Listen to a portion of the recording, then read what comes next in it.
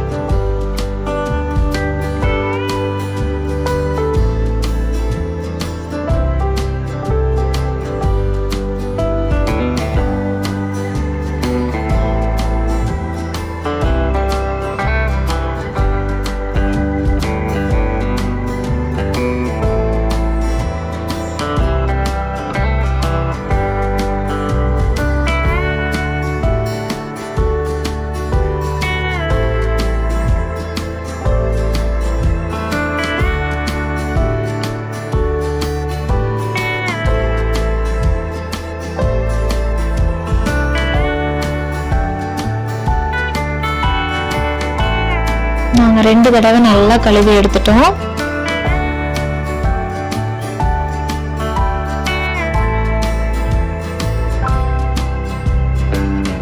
இப்ப கழுவின நாட்டுக்கோழியை pressure cook பண்ணி எடுத்துக்கலாம்.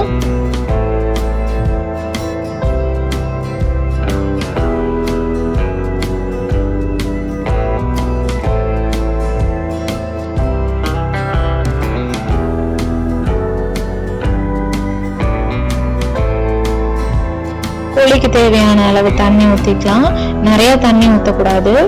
கோழி முதங்குற அளவுக்கு தண்ணி ஊற்றினா போதும்.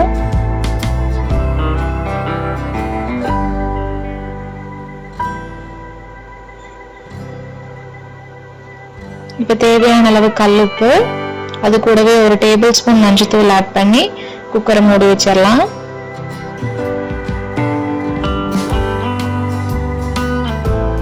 இப்போ பார்த்தீங்கன்னா குழம்புக்கு தேவையான மசாலா எல்லாம் வறுத்து எடுத்துக்கலாம் வாங்க. இப்போ நான் 3 கைப்பிடி அளவுக்கு கொத்தமல்லி எடுத்திருக்கேன். அதை நல்லா வறுத்து எடுத்துக்கோங்க. ஃப்ளேம் மீடியம் ஃப்ளேமில் வச்சு பொறுமையாக வறுத்து எடுத்துக்கோங்க.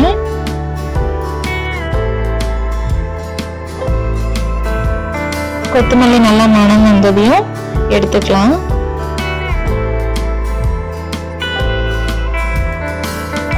இப்போ 7ல இருந்து 8 காஞ்ச மிளகாய் போட்டுக்கலாம்.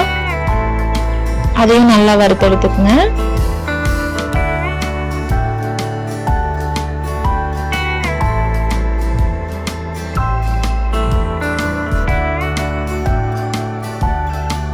இப்போ 4 துண்டு பட்டை, 2 ஸ்பூன் சோம்பு, 4 லவங்கம், 2 ஏலக்காய் சேர்த்து வறுத்து எடுத்துக்கலாம்.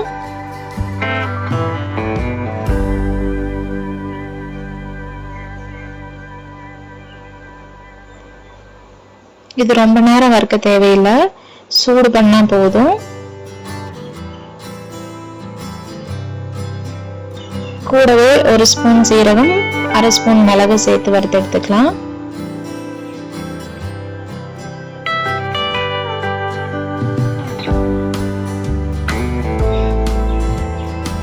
குழம்புக்கான மெயின் இன்கிரீடியன்ட்டே இந்த அரிசி தான். 1 கைப்பிடி அளவுக்கு புழுங்கல் அரிசி எடுத்து நல்லா வறுத்துக்கிறேன். அரிசி சேர்க்கறதுனால நாட்டுக்கோழி குழம்புக்கு தனி டேஸ்ட் இருக்கு.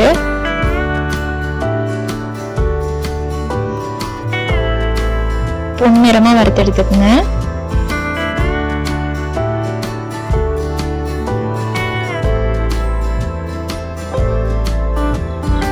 இப்போ 1 கைப்பிடி அளவுக்கு கருவேப்பிலையும் வறுத்து எடுத்துக்கலாம்.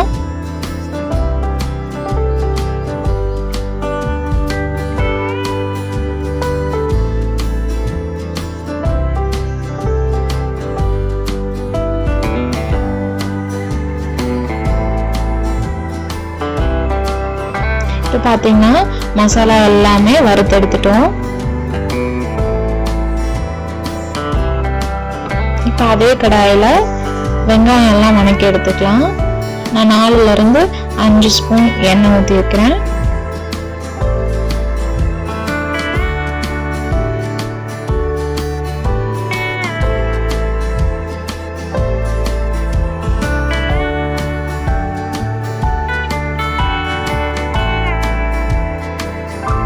300 கிராம் சின்ன வெங்காயம் போட்டு நல்லா வணக்கி எடுத்துக்கலாம். கூடவே 10 பல் பூண்டு, 2 துண்டு இஞ்சியும் சேர்த்துக்கலாம். நல்லா பொறுமையா வணக்கணும். மீடியம் ஃப்ளேம்ல வச்சு நல்லா வணக்கி எடுத்துக்கங்க. இப்ப பாத்தீங்கன்னா சைடுல நாட்டுக்கோழி விசில் வந்துருச்சு. 2 விசில் விட்டா போதும்.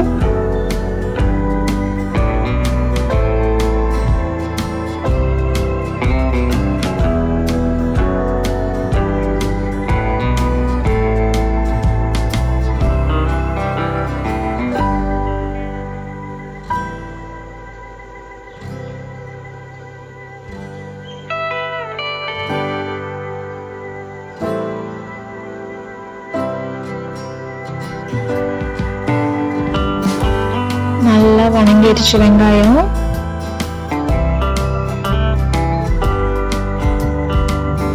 வெங்காயம் நல்லா வணங்கினதுக்கு அப்புறம் 1/4 மூடிக்கும் கொஞ்சம் அதிகமா தேங்காய் சேர்த்திக்கலாம் துருவி.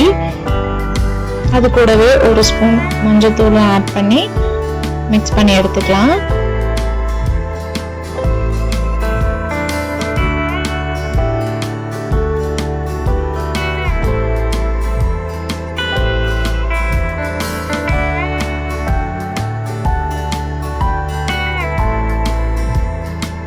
மசாலா தேவையான ஐட்டம் எல்லாத்தையுமே நம்ம வணக்கி எடுத்தாச்சு. இப்ப பாருங்க ப்ரெஷர் குக்கான நாட்டுக்கோழி நல்லா வெந்துருச்சு 2 விசில்லையே.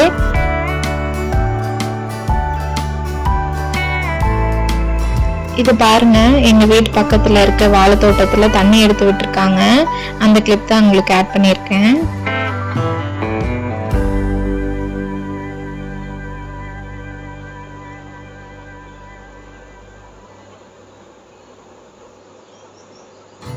இங்க வீடு சுத்தியும் ஃபுல்லா வாழைத்தோட்டம் தான். பசங்க எல்லாம் விளையாடிட்டு இருக்காங்க.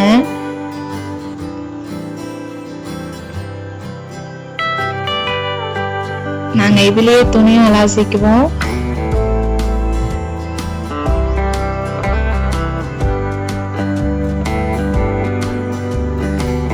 சரி இப்போ வாங்க நாட்டுக்கோழி குழம்பு பார்க்கலாம். இப்போ அரைச்சி வச்ச மசாலா எல்லாத்தையும் ப்ரெஷர் குக்கர்ல இருந்து கோழி எடுத்து போட்டு மிக்ஸ் பண்ணிடலாம். தேவையான அளவு தண்ணி ஊத்திக்குங்க. நாட்டுக்கோழி எப்பவுமே தண்ணி மாதிரி இருந்தாதான் நல்லா இருக்கும் சாப்பிட்றதுக்கு.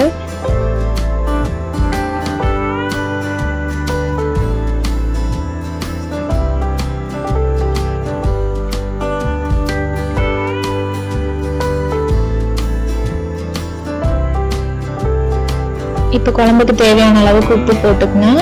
ஆல்ரெடி நம்ம கோழிக்கு ப்ரெஷர் குக் பண்ணிலே உப்பு சேர்த்துருக்கோம். ஸோ பார்த்து போட்டுக்கலாம். குழம்பு நல்லா கொதிக்க விடணும்.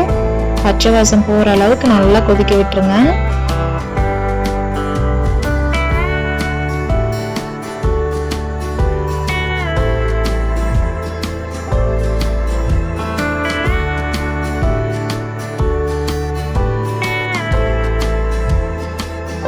வீடே நல்லா கமகமகமான மனம்.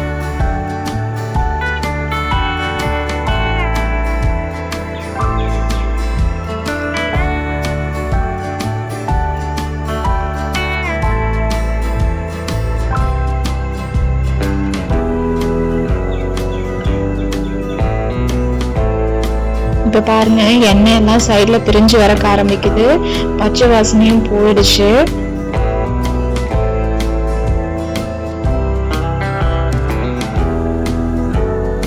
நெஞ்சு சளி இருக்கிறவங்க எல்லாம் இந்த ஸ்டேஜ்ல இந்த குழம்பு அப்படியே சுட சுட 1 டம்ளர் ஊத்தி குடிச்சாங்கன்னா நெஞ்சு சளி எல்லாம் சீக்கிரம் குணமாயிரும்.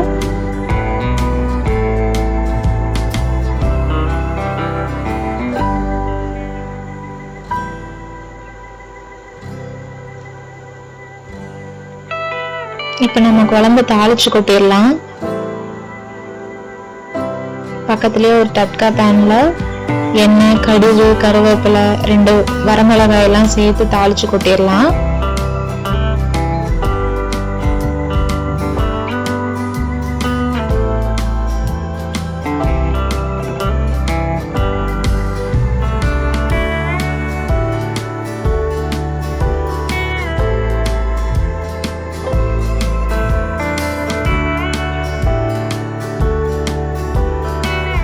தாளிச்சு கொட்டியாச்சு. இப்போ நம்மளுக்கு குழம்பு சூப்பரா ரெடி ஆயிடுச்சு.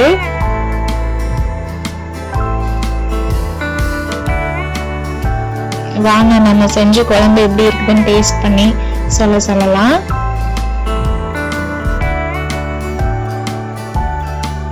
நான்வெஜ் செஞ்சுட்டு வாழை இலையில போட்டு சாப்பிடுறதே ஒரு தனி ஸ்பெஷல் தான்.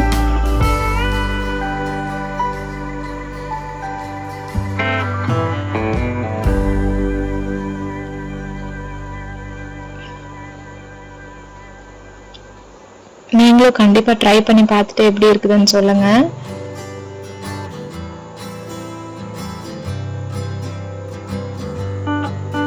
எங்க வீட்டுல சாப்பிட்டு பார்த்துட்டு சூப்பரா இருக்குதுன்னு சொல்லிட்டாங்க. நீங்களும் கண்டிப்பா ட்ரை பண்ணுங்க.